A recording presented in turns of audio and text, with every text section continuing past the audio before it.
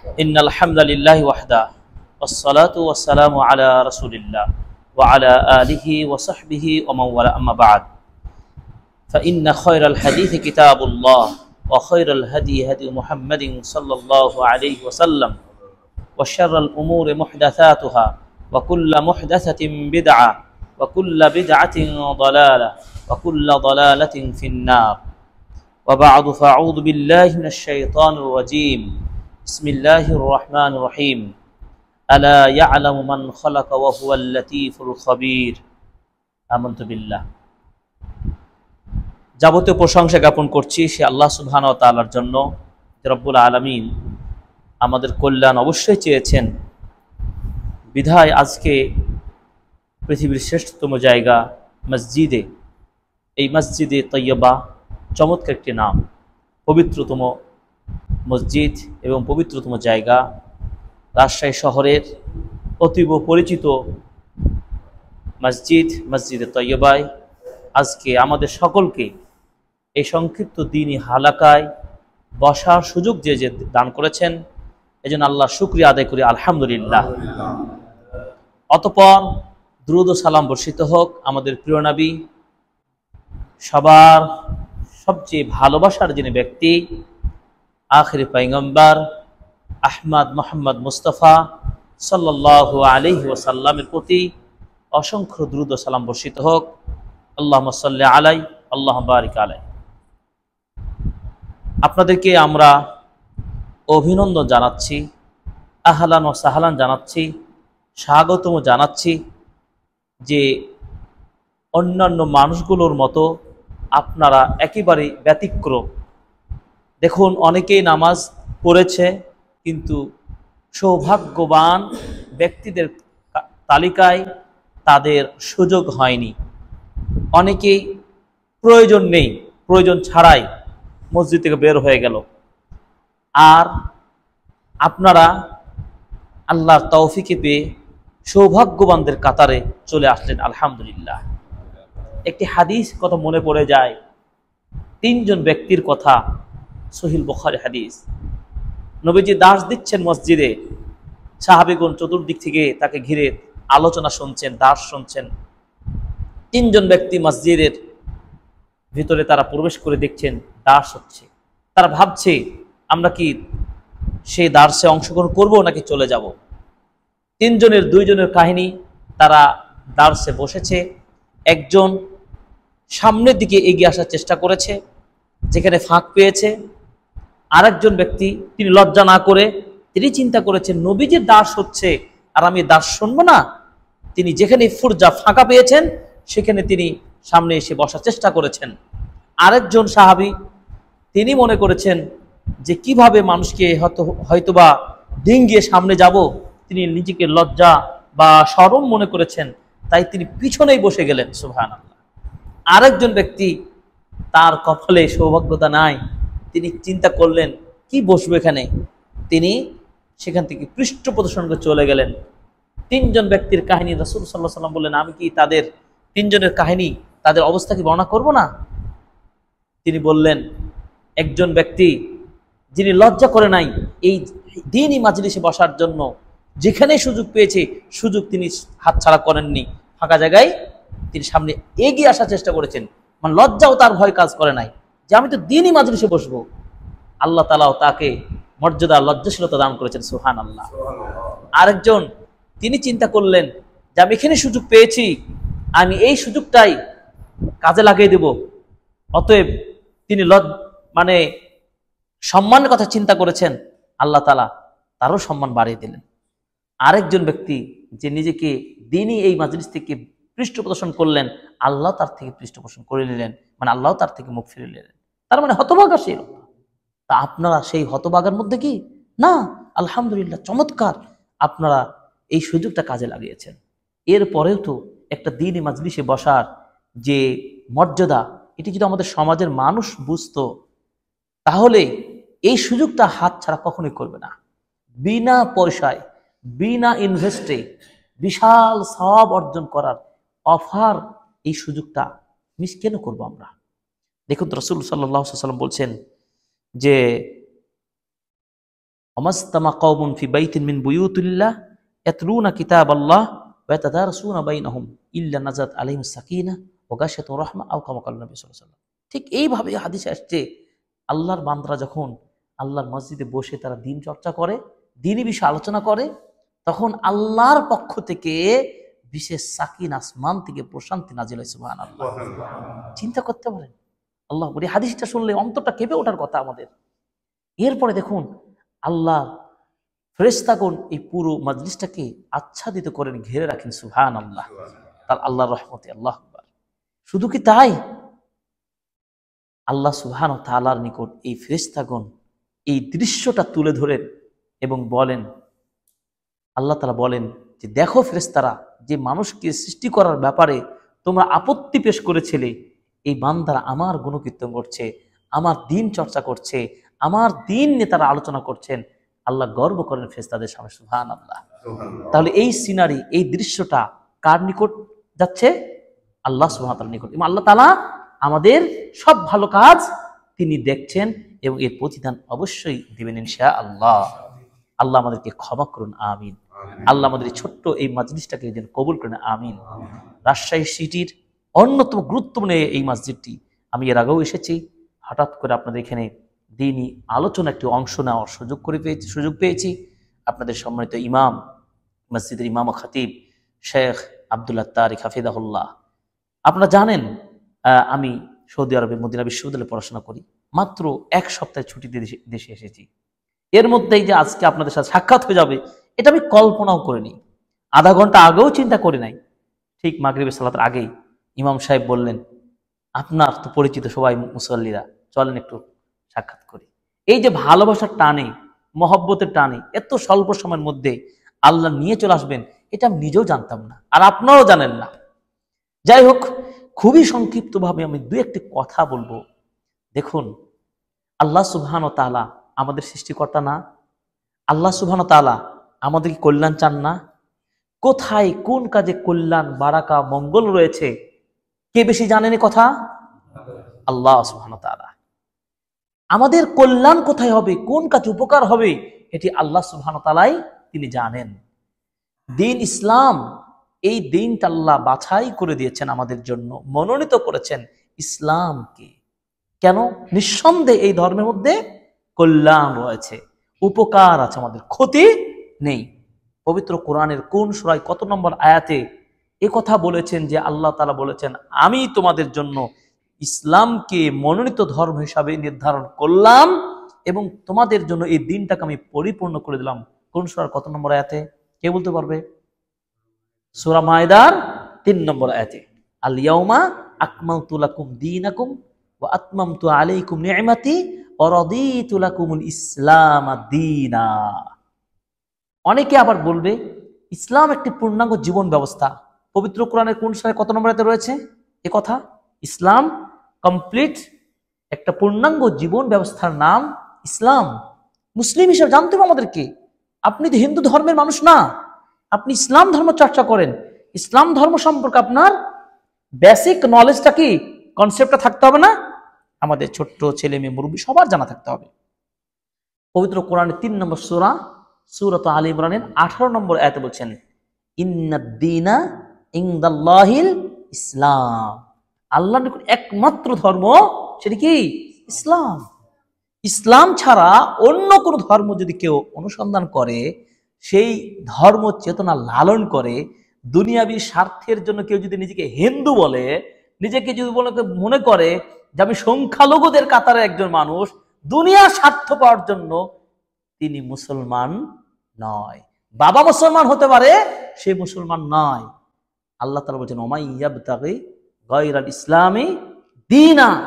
ইসলাম ছাড়া অন্য ধর্ম যে দাবি করবে, সে কখনো মুসলিম হতে পারে না, সে ক্ষতিগ্রস্তদের অন্তর্ভুক্ত হবে, পরকালে সে নাজাত থেকে বঞ্চিত হয়ে যাবে।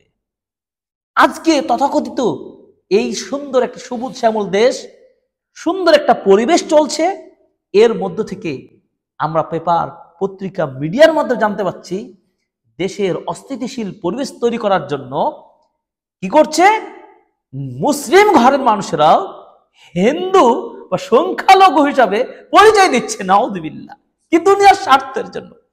এর মতো পাগল আর কেউ আছে? সে চিন্তা করেছে আমার নেতা, আমার আমার যে নেতা আমাকে বাঁচাবে, এই কবরে 3.5 হাত মাটি নিচে যেতেই হবে, আমি কেন আমার পরিচয়টা মুসলিম থেকে নন মুসলিমের পরিচয় দিয়ে দুনিয়ার সামান্য হয়তো একটা চাকরি পাবো, হয়তো কিছু সামান্য পয়সা পাবো। আমরা নিজেরা, আমরা প্রমাণ করছি, মিডিয়াই প্রমাণ করে দিচ্ছে, এত জঙ্গল অবস্থা আমাদের মধ্যে, সমাজের এত বাজে অবস্থা হয়েছে যে বলা হচ্ছে তাদের মধ্যে যারা শীর্ষ পর্যায়ের সংখ্যালঘু যারা নেতৃত্ব দিচ্ছে, যারা তাদের নেতৃত্ব পর্যায়ের ব্যক্তিরা বলছেন না আমাদের মন্দিরে আমাদের এসে কোনো ক্ষতি হয় না, কেউ কোনোদিন বিশৃঙ্খলা ঘটায় না। অপরদিকে দুনিয়ার স্বার্থের জন্য বলছে যে কি আমাদেরকে হামলা করেছে, আমাদের ক্ষতি করেছে। চিন্তা করতে পারেন, অথচ এটি কত বড় মিথ্যাচারিতা। এই মিথ্যাচারিতা বন্ধ করতে হবে। এই দেশটা আমাদের সবার, এই বাংলাদেশ, হিন্দু মুসলিম সর্বশ্রেণীর যারা এখানে বসবাস করি, সবার এই দেশটাকে সবাই আমরা চাইবে কল্যাণ মুখে। আল্লাহকে চাই, দোয়া করি এই সুন্দর দেশটাকে আল্লাহ তুমি সুন্দর, স্থিতিশীল এবং বাসযোগ্য এবং বিদেশিদের চক্রান্ত থেকে যেন রক্ষা করে। আমি আমরা বিশেষ ব্যক্তিকে বলবো না, সেই মানুষটা আমাদের উপকার করে দিতে পারবে। আমরা আল্লাহর কাছে দোয়া করব, আমরা আমাদের মুসলিম হিসাবে আমরা ইসলাম যেটা সমর্থন করে কোনো দ্বন্দ্ব, ফাসাদ, কলহ, বিবাদ আমার ধর্মে নেই, এবং প্রকৃত ইসলাম দাবিদার কখনো এই কাজটা করতে পারে না। এই জন্য দেখেন আমাদের মুসলিম ছেলেরা, বিশেষ করে ছেলেরা, মুরব্বীদের তো আছেন, তারা মন্দিরগুলো, তারা বিভিন্ন তাদের ইবাদতখানাগুলোকে তারা নিরাপত্তা দেওয়ার জন্য রাত জেগে 24 ঘন্টা তারা নিরাপত্তা দিচ্ছেন। চিন্তা করতে পারেন, মুসলিম কখন ফাসাদ সৃষ্টি করতে পারে না। ফাসাদ যারা ইসলাম বুঝে না, ইসলামের ল বুঝে না, তারা ফাসাদ করবে। এটা মুসলিমদের কালচার নয়। এই জন্য তো আমি মুসলিম, এই জন্য আল্লাহ তাআলা আমাকে একটা সুন্দর পিওর একটা ধর্ম দান করেছে, সেটা ইসলাম। এই জন্য আমি কোরআনের একটা আয়াত পাঠ করেছি, যে আলা ইয়ালামু মান খালাকা ওয়া হুয়াল লাতীফুল খবীর। তিনি কি জানেন না মান খালাকা, কে সৃষ্টি করেছেন বা কি সৃষ্টি করেছেন আল্লাহ সুবহানাহু ওয়া তাআলা, কার জন্য কি সৃষ্টি করেছেন, কার কি উপকার হবে, এই কথা কি তিনি জানেন না? আল্লাহকে প্রশ্ন করা হচ্ছে, আল্লাহ সম্পর্কে আল্লাহর আয়াত দ্বারাই প্রশ্ন করা হচ্ছে। তিনি কি জানেন না যিনি সৃষ্টি করেছেন? অবশ্যই ওয়া হুয়াল লাতীফুল খবীর, তিনি এমন সত্তা যিনি এই পৃথিবী সৃষ্টি করেছেন, আকাশ জমি সৃষ্টি করেছেন। তিনি মহান সত্তা, তিনি সকল সূক্ষ্মাতি সূক্ষ্ম চুল চেরা খবর পর্যন্ত তিনি কি রাখেন, সংবাদ তিনি রাখেন। ওয়া হুয়া আলিমুম বিযাতিস সুদূর, তিনি অন্তরের গহীনের মাঝে কি কল্পনা করে সব জানেন। আল্লাহু আকবার, সুবহানাল্লাহ। আপনি চিন্তা করতে পারেন, সে আল্লাহকে ভয় করতে হবে। তিনি আমাদের জন্য ইসলামটাকে কোন পথে কল্যাণ আছে সেই কল্যাণগুলো তিনি বর্ণনা করেছেন। সেই কল্যাণমূলক বিষয়গুলোর মধ্যে একটি বিষয় আপনাদেরকে বলবো, যে আল্লাহ তাআলা আমাদের উপকার চান কি চান না, আমাদের কল্যাণের জন্য কিছু কাজ তিনি দিয়েছেন। যেমন মনে করুন সালাত পড়া, সিয়াম পালন করা, যাকাত দেওয়া, হজ করা, এগুলো ফরজ। আর কারণ ইসলাম, ইসলামের 5টি মূল ভিত্তিতে ফরজ, এটা জানতেই হবে। এবং আর কারণ ইমান, ইমানের 6টি ভিত্তি, এটা জানতেই হবে, মানতেই হবে। এই ইসলামের 5টি বিষয় আর ইমানের 6টি রুকুন, এগুলো আমাদের মুসলিম দাবি করলেই মানতে হবে। কিন্তু এছাড়াও কিছু কাজ রয়েছে, যে কাজগুলো আল্লাহ তাআলা উম্মার কল্যাণের জন্য নির্ধারণ করেছেন। কার জন্য বললাম? উম্মার কল্যাণের জন্য।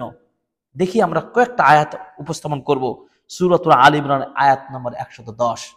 আল্লাহ পাক কি বলছে দেখুন, ওয়ালতাকুম মিনকুম উম্মাতুন ইয়াদউনা ইলাল খায়র ওয়া ইয়া'মুরুনা বিল মা'রুফ ওয়া ইয়ানহাউনা আনিল মুনকার। আল্লাহ পাক বলছেন অবশ্যই তোমাদের মধ্যে একটা উম্মার অবস্থান ঘটবে, অবশ্যই একটা উম্মা, একটা জাতির অবস্থান থাকবে, যারা ইয়াদউনা ইলাল খায়র, যারা মানুষকে ভালোর দিকে ডাকবে।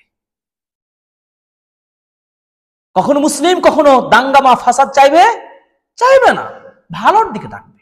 এটাই ইসলাম বলে।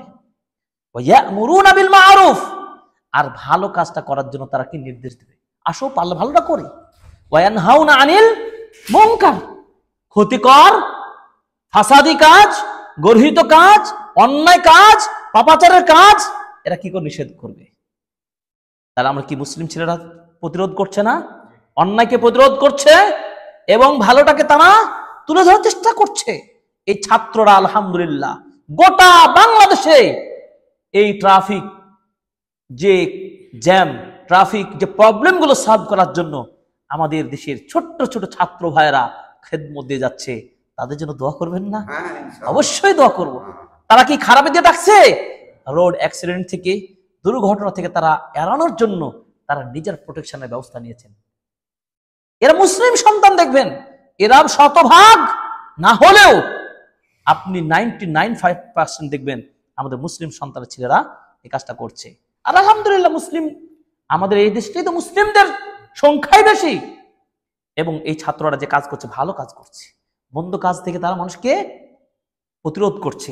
দেখুন তারা গাড়িগুলো সার্চ করছে এবং ধরাও পড়ছে, কিন্তু যারা 2 নম্বরই, যারা চোরাচালান করে, যারা অস্ত্র পাচার করে, এই ছাত্রদের প্রতিরোধে এরা মুসলিম ঘরের সন্তান, এরা আল্লাহকে ভালোবাসে, এরা দ্বীনকে ভালোবাসে, এরা ইসলামকে ভালোবাসে, এরা কখনো নৈরাজ্য করতে পারে না এবং এখন মুসলিম কখনো খারাপ কাজ করতেই পারে না, এ কথা মনে রাখতে হবে। এবং সেই চেতনা আমাদের ছাত্ররা যেমন এই চেতনা লালন করে, আমাদের মুরব্বীদেরকেও সেটা ভাবতে হবে যে ছাত্রর দ্বারাই কাজটা হতে পারে না। তো আপনাদেরকে যে কথা বলতে চাই যে আমাদের ঈমান যদি থাকে, ভালো করে বুঝে একটা হাদিস বলবো, ঈমানের 3টি স্টেপ রয়েছে। মন্দ কাজ যদি আপনি দেখতে পান, ভালো করে শুনেন, রাসূল সাল্লাল্লাহু আলাইহি ওয়াসাল্লাম বলছেন যদি মন্দ কাজ আপনার চোখে পড়ে, দেখতে পান, মান রাআ মিনকুম মুনকারান, এই মুনকার শব্দটি ব্যবহার হয়েছে হাদিসে, যে দেখবে যখনই চোখে পড়বে তখনই তুমি হাত দিয়ে তুমি প্রতিরোধ করো। আমাদের তালাইমারি মোড়ে যদি কেউ যদি মদ গাঁজা খায়, রাস্তা প্রতিরোধ করে, আপনার সমাজের মানুষের ক্ষতি করে, আপনি আমি কি করব? প্রতিরোধ করব না? জনগণের ক্ষতি করা চলবে না, আমরা প্রতিরোধ করব। এটা ঈমানি দায়িত্ব, এটা দেশের দায়িত্বের আগে কি আসমান থেকে যে দিন পেয়েছি, যে আল্লাহ আমাদের দেখছেন, সেই দিন গ্রহণ করেছি, এই জমিনে আমরা ফাসাদ সৃষ্টি করতে দিতে পারি না, প্রতিরোধ করতে হবে, এটা ঈমানি দায়িত্ব। যদি আপনি হাত দিয়ে প্রতিরোধ করতে না পারেন, নবীজি বলছেন তুমি মুখ দিয়ে বলো এই তালাইমারি মোড়ে কোনো দাঙ্গা হাঙ্গামা চলবে না, এখানে কোনো বেরি সিগারেটের আড্ডাখানা চলবে না, এখানে কোনো ফাসাদ চলবে না। আপনি আপনার বক্তব্যের মাধ্যমে আপনি প্রতিবাদ করেন। আমরা এই বক্তব্যের মাধ্যমে প্রতিবাদ করছি, যারা দেশের অস্বস্তিকর পরিবেশ সৃষ্টি করছে আমরা তাদেরকে ধিক্কার জানাই। দেশের মধ্যে কখনো নৈরাজ্যকে সৃষ্টি করার চেষ্টা করবেন না। আমরা মুখ দিয়ে বলছি, মুখ দিয়ে যদি আপনি বলার স্কোপ না পান, এমন কিছু পরিবেশ রয়েছে আপনি হাত দিয়েও পারলেন না, মুখ দিয়েও পারলেন না বলতে, আপনি অন্তর দিয়ে অন্তত ঘৃণা করবেন, ছি এই ন্যাক্কারজনক কাজটা কখনো করা উচিত হচ্ছে না। ঈমান তাহলে এটা হচ্ছে বলা হচ্ছে সর্বশেষ স্টেপ। ঈমান সর্বনিম্ন ঈমানের একটা আলামত, আযআফুল ঈমান, সর্বদুর্বল ঈমান হচ্ছে এটা যে কিছু না করলে অন্তরে ঘৃণা করবেন। তাও তো থাকতে তো হবে। আজকে এটাও আমাদের মধ্যে নেই। চোখের সামনে জেনা, ব্যভিচার, চুরি, চামারি, ওজনে পরিমাণে কম বেশি, সুদ ঘুষ অহরহ করছে, আমরা কি প্রতিরোধ করতে পারছি না? আজকে আমার ছাত্ররা প্রতিরোধ করে তুলেছে, ছাত্ররা আজকে প্রতিরোধ করেছে। কেউ সুদ আর ঘুষ চোখের সামনে খেতে পারে না, কত জনা পদত্যাগ করছে, পালার দিশা পাবে না। অতএব আসুন সোচ্চার হতে হবে, আমাদেরকে সামাজিকভাবে এই দেশের সমাজ মসজিদ কেন্দ্রিক শিক্ষার ব্যবস্থার দাওয়ার কাজ উন্নয়ন ঘটাতে হবে। আপনারা বসে থাকবেন না। আজকে আপনাদের বলে যাচ্ছি, বিগত দিন আপনার মসজিদে কিছু দাওয়া প্রোগ্রাম করতেন, আগামীতে সুযোগ এসে গেছে, আপনারা দাওয়াতি কাজগুলো করেন, বিদেশের স্টাইলে আপনারা এখানে কোর্স করেন, পড়াশোনার ব্যবস্থা করেন, মুরব্বী চাচা সকলকে নিয়ে, ছেলে মেয়েদেরকে নিয়ে ট্রেনিং এর ব্যবস্থা করেন। দেখবেন সমাজ জাগ্রত হবে, দেশে আল্লাহর রহমত নাজিল হবে ইনশাআল্লাহ। মালয়েশিয়াতে যান, সিঙ্গাপুরে যান, আরব দেশের কথা বাদই দিলাম, প্রত্যেকটা দেশ, অথচ সেগুলো মুসলিম কান্ট্রি নয়, মানে সিঙ্গাপুরের মতো রাষ্ট্র, সেগুলোতেও আপনি মসজিদে দিন শিক্ষার চর্চার ব্যবস্থা রয়েছে।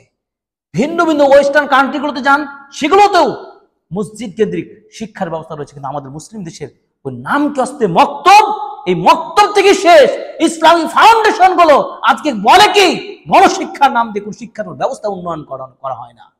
সরকারকে বলবো যে ইসলামী ফাউন্ডেশনকে সত্যিকারের দেশের ইসলাম প্রচারের জন্য সর্বোত্তম ভূমিকা পালন করতে হবে, এটা আমাদের দাবি থাকবে।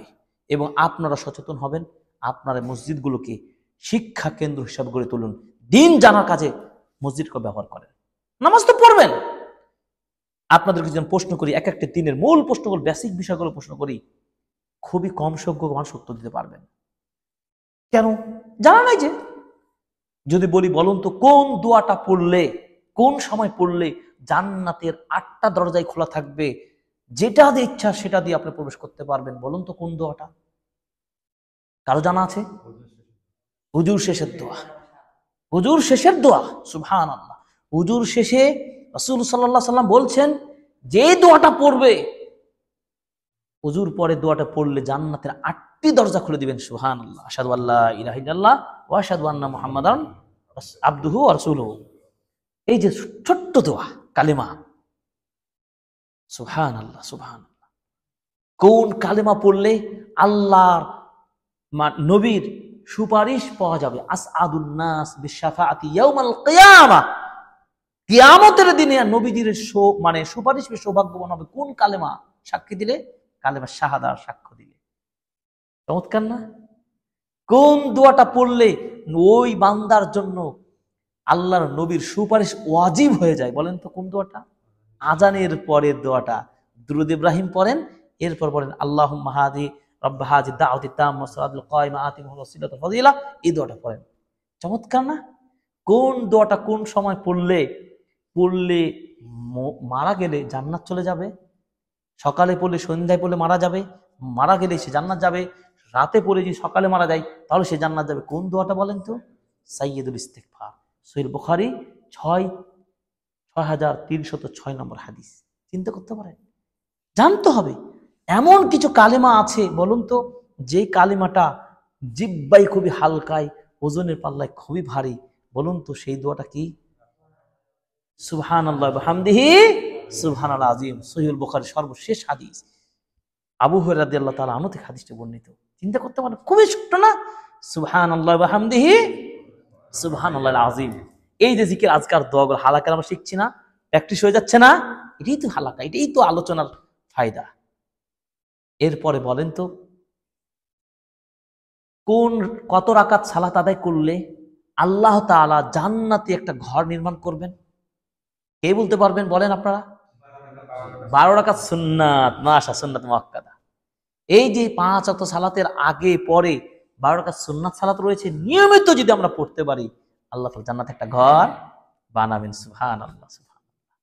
বলুন তো কোন পবিত্র কোরআনের সবচাইতে দামি আয়াত কোনটা? বলেন তো সবচাইতে মর্যাদার দিক থেকে কোনটা মর্যাদাপূর্ণ আয়াত?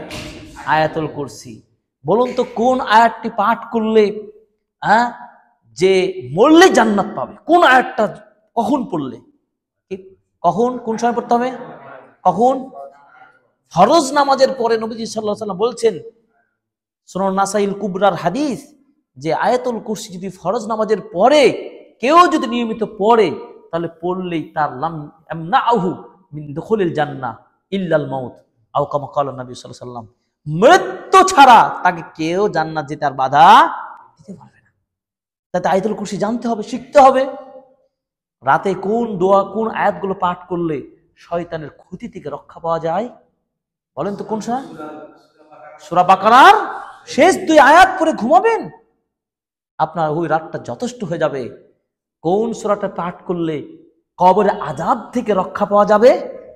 সূরাতুল মুলক পড়ে রাতে ঘুমালে কবরের আযাব থেকে রক্ষা পাবেন।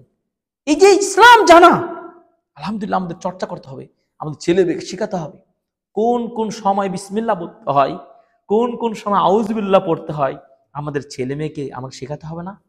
এরপরে এভাবে আপনি পবিত্র কোরআনের সবচাইতে মাহাত্ম্যপূর্ণ সূরা কোনটি, মর্যাদাপূর্ণ সূরা কোনটি?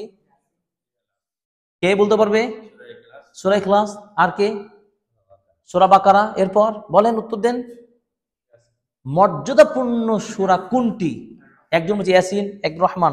দেখুন পবিত্র কোরআনের সবচেয়ে মর্যাদাপূর্ণ সূরা হলো সূরাতুল ফাতিহা।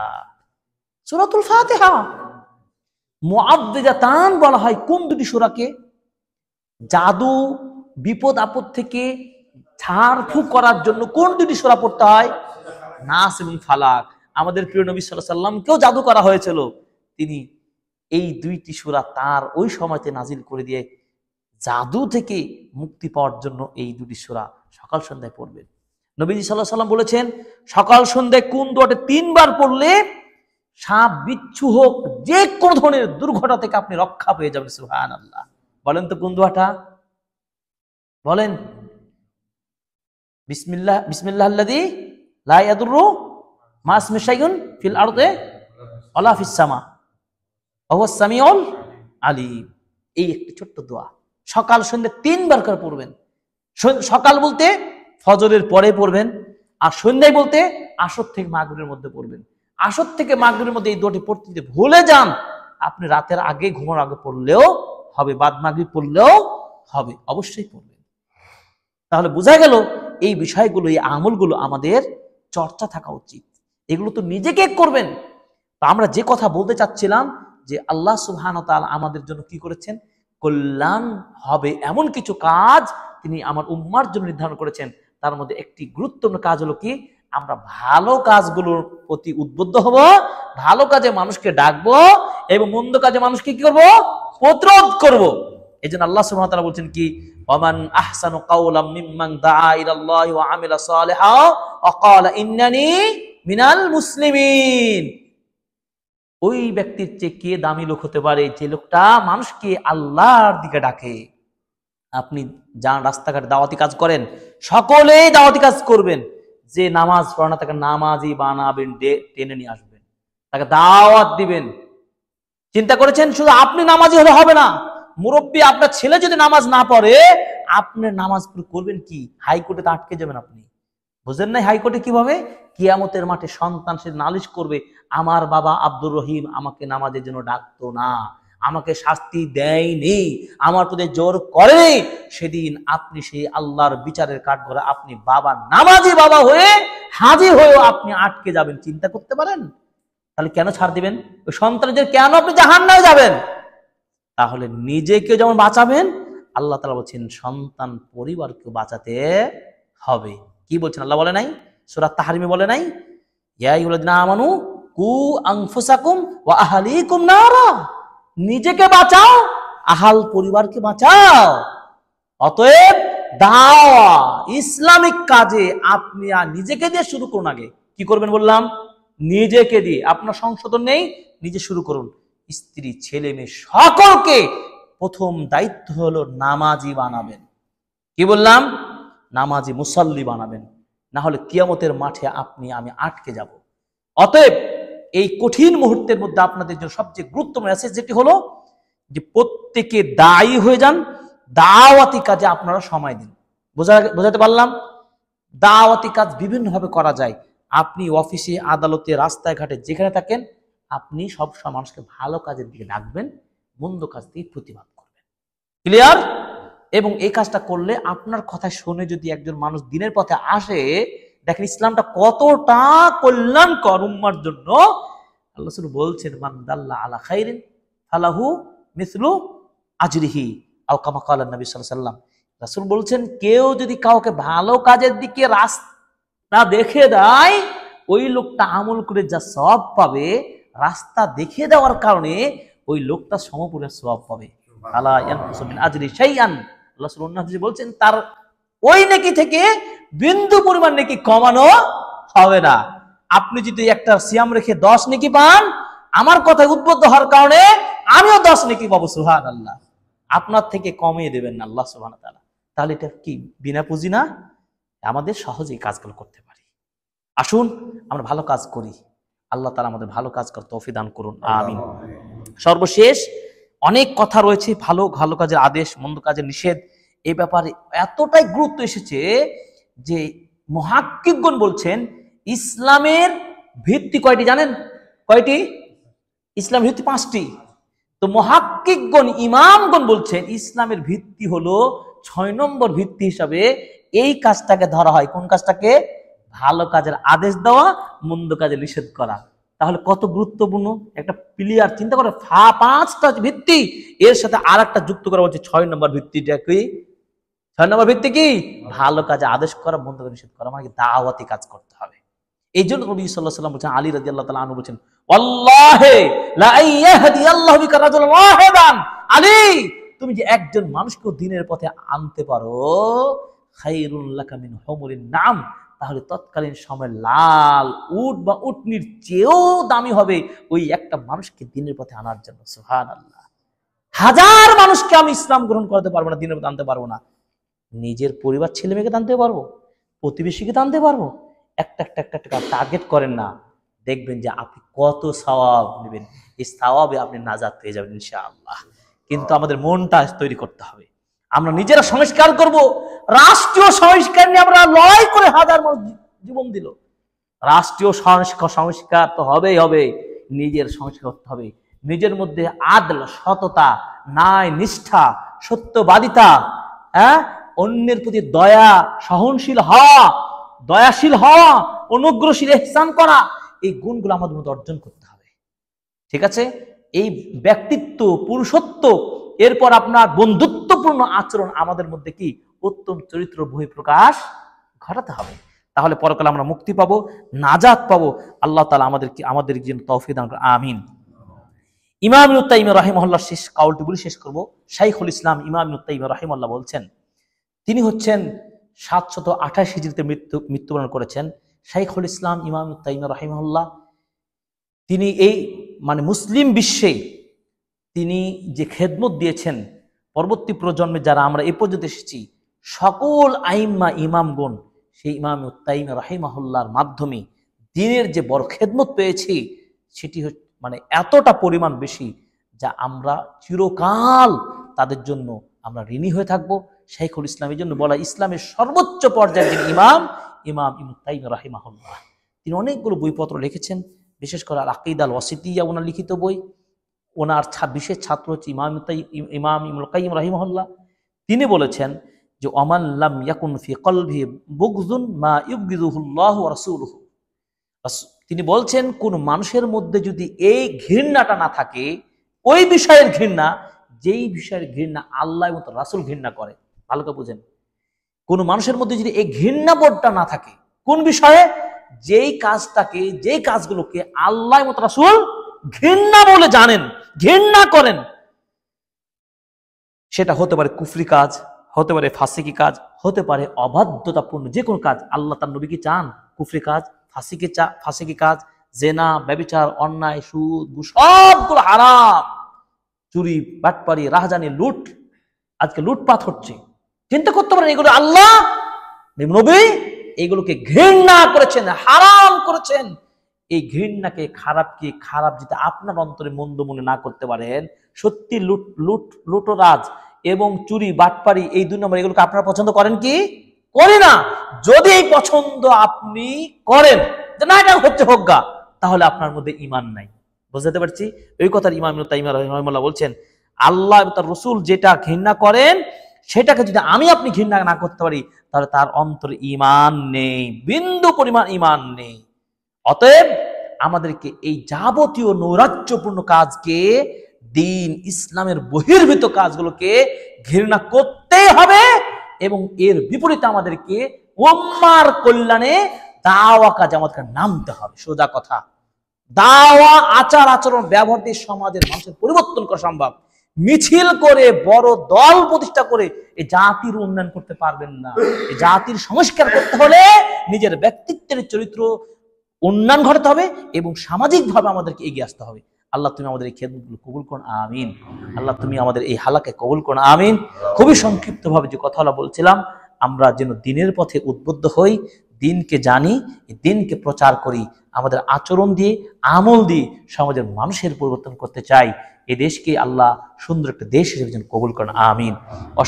অশান্তিকর পরিবেশকে যেন স্থিতিশীল সুন্দর একটা সমাজ, সুন্দর একটা রাষ্ট্র হিসেবে কবুল হয়, আল্লাহ তুমি সেই তৌফিক দান করো, আমিন। এই সংক্ষিপ্ত আলোচনা আল্লাহকে দোয়া করছি, আল্লাহ যেন আমাদের সন্তান, ছেলে মেয়ে এদেরকে যেন কবুল করেন, আমিন। আল্লাহ আমাদের মৃত্যুর আগ পর্যন্ত ঈমানের উপর যেন কবুল করেন, আমিন।